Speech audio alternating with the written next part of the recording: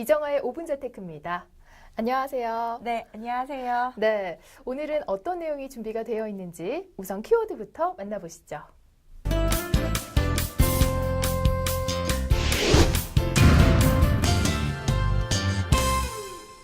네, 하락장엔 땡땡주 투자라고 나왔는데요.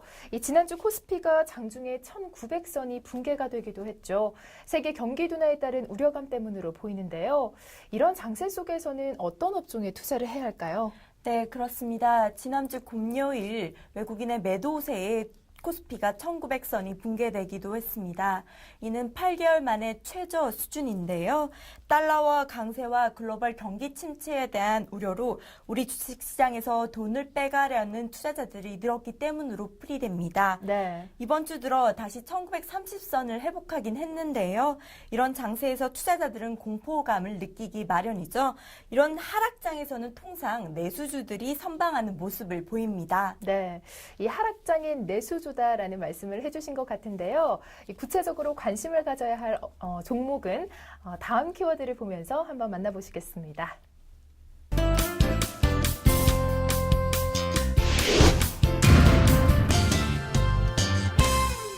제약주가 키워드로 나왔는데요. 이와 관련된 설명 부탁드릴게요. 네, 주로 하락장에서는 경기의 영향을 덜 받는 내수주들이 선방하는 모습을 보이는데요. 네. 이 중에서도 이번 달 들어 가장 큰 폭의 오름세를 보인 종목은 제약 바이오 그리고 백신 관련주였습니다.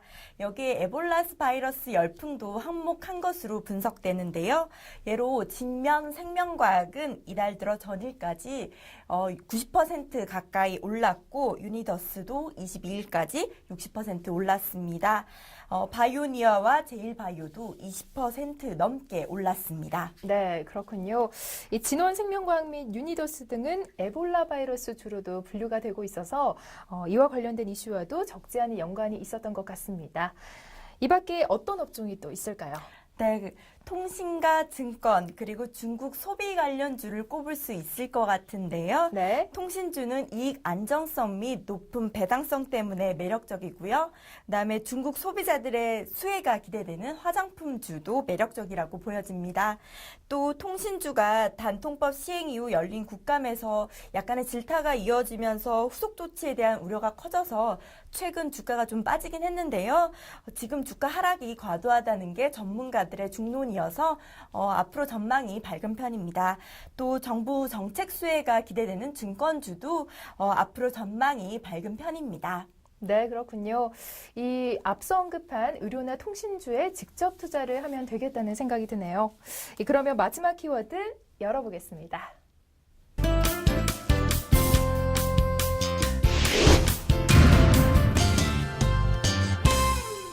네, 직접 투자 말고 땡땡 투자라고 키워드가 나왔는데요.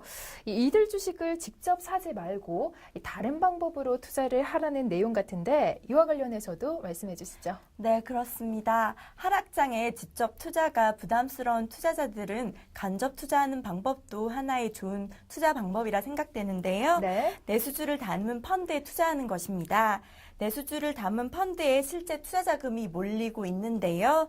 현대 강소기업 펀드 및 알리안츠 베스트 중소형 펀드, 한국투자 중소형 밸류 등이 이에 속하는데요. 이들 펀드는 최근 1년 수익률이 20%를 넘고 있습니다. 네, 이 국내 증시가 급락의 충격에서 조금씩 벗어날 조짐을 보이고 있는 것은 다행인 것 같습니다.